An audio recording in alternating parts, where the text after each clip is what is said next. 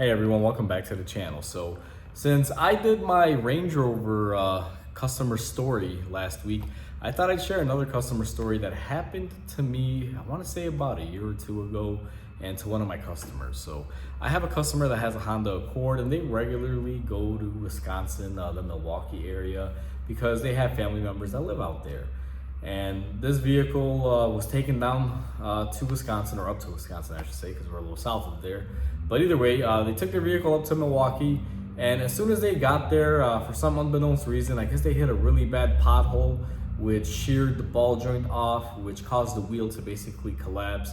Wound up ripping off the axle, I believe damaging the tie rod on top of the ball joint, and it also damaged the intermediate axle carrier, or axle extender, whatever you prefer to call them. So for those of you that aren't familiar with these vehicles, on most four-cylinder Hondas, typically the passenger side, since the transmission is always on the driver's side typically on these, you'll have an intermediate axle. It's basically a bracket with a bearing and a stub shaft that's basically splined on one end that goes into the transmission, and then the bracket bolts onto the block or the back of the engine and allows you to be able to plug a regular half shaft in there. So think of it like a little extension point.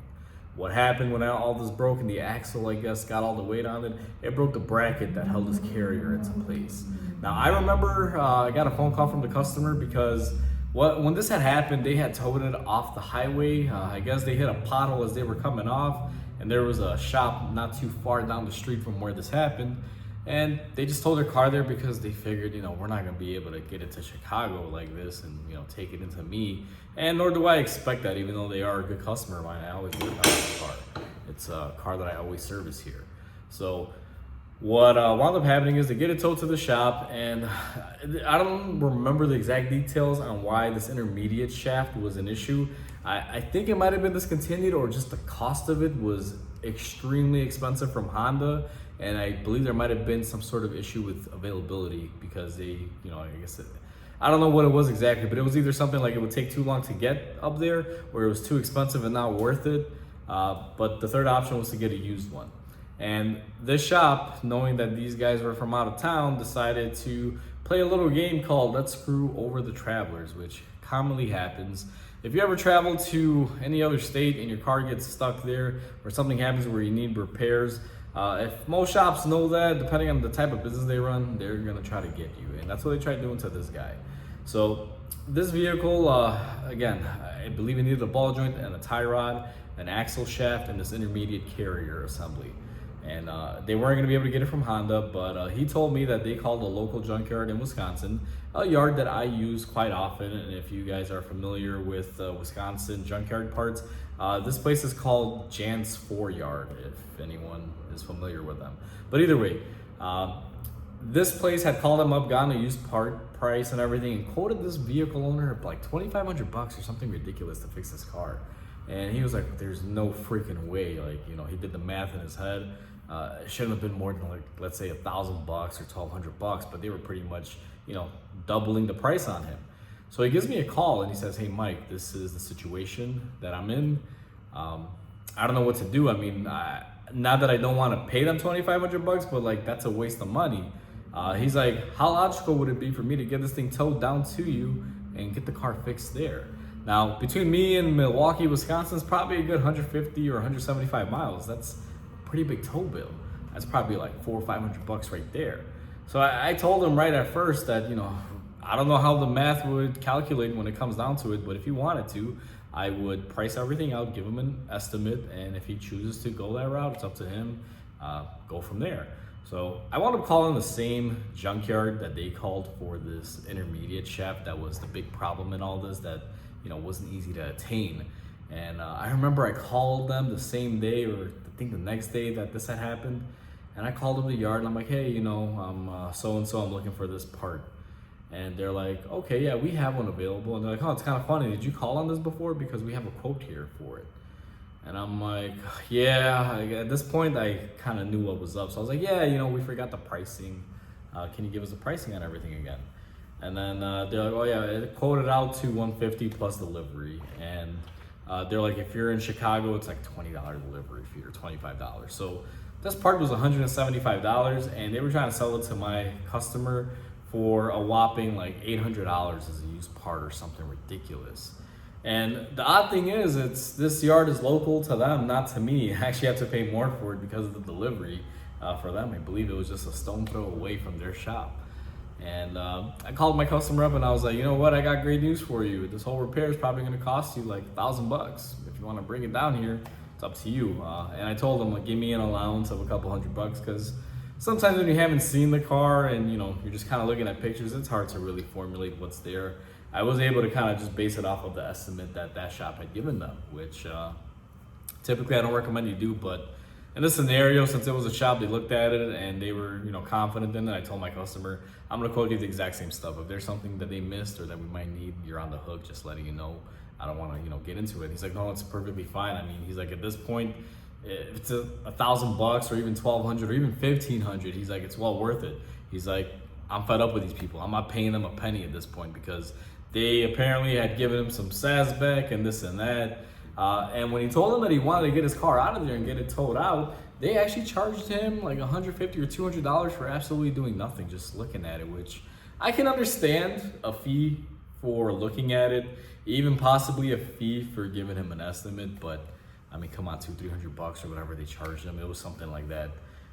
That was a little bit too much. I figured maybe like $100, routine inspection or something like that. But again, prices vary in different states. I don't know.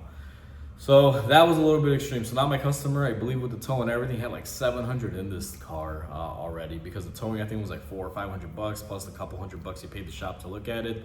But they were just giving him a bunch of crap, and he just, he's like, I don't care, I'm gonna tow it out of there. He's like, at the end of the day, he flat out called me when the tow truck picked it up. He's like, Mike, these people have made my life so miserable and so hectic that even if it costs $3,000 to fix when it gets down to your shop, I don't even care at this point. I just don't want to give these people my money. And I was like, wow, they really must have screwed with him. So anyway, we get the car towed down here. Fortunately enough for him, nothing real major. Exactly what I quoted out, exactly what it needed, exactly what they had said. So at least they did some good out of it. They didn't try to screw him over with selling him things he didn't need. They just decided to inflate the prices on things that he needed. Even looking at their invoice, like for a CV axle, it was like $150 for a new one at our local parts store, and they were quoting him like $350 for an axle. For that $150 part that they got from the junkyard, or they were calling from on the junkyard, they were trying to get like $700-800 out of it. It was just like way overpriced. I got the car done. I think all in all with tax and everything, it came out to like $1,100 for the customer, and then the $700 or $800 that he put into it, so a little bit under $2,000, and they were quoting him like $2,500 or something like that.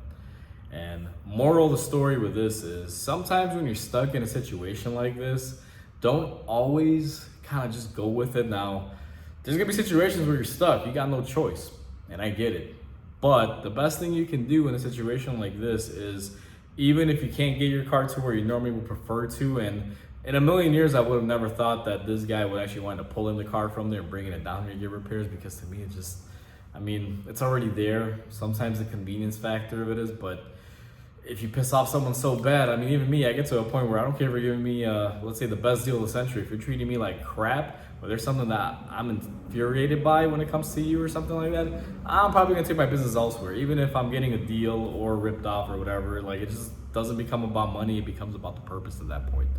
And I think that's what happened with this one. But if you're ever in this situation, if you can't get back to where you need to, and you're in a shop and they're telling you one thing, always maybe call someone that's local to that area and just ask them, see what they would do it for. Kind of shop around, even though I can understand it can be a stressful situation being in a place that is unfamiliar to you, not your home or your territory, and you're stuck with a predicament like this. So just wanted to share that story, and I'm actually glad it did have a good ending. Now, at the end of the day, the customer did wind up paying quite a bit of money because like I said, he probably paid about $800 or $900 more than he should have, just between the towing and paying their, BS inspection fees that were upcharged. It just seemed like that place was just, doubling up the payment structure for anyone out of town, which is sad, but it happens and it's unfortunate. But either way, just want to share the story with everyone, because I know a lot of people like the last video I did talking about customer issues like this and little weird scenarios that I run into. So if you guys enjoyed this video as well, I'll kind of keep doing these every now and then, just to keep these interesting stories getting out there. And I will say that I did get inspired to do this sort of content by a YouTube channel that I've been watching. It's called Wrenching with Kenny. I started getting into his channel and watching quite a bit of his stuff, and he does these little customer videos where he talks about scenarios like this. And I thought it'd be pretty interesting. The only reason why I find it interesting is because I find myself watching his videos quite a bit, and I love them, and I figured my audience might want to hear some of my stories as well. So, you know, here we are. So Wrenching with Kenny, if you ever watch this video, you are the inspiration to this. I got to give props where it's due. So overall, guys, that's pretty much the end of this video. Like always, comment, like, and subscribe because it helps the channel grow. I hope everyone has a wonderful day, and I'll catch you on the next video.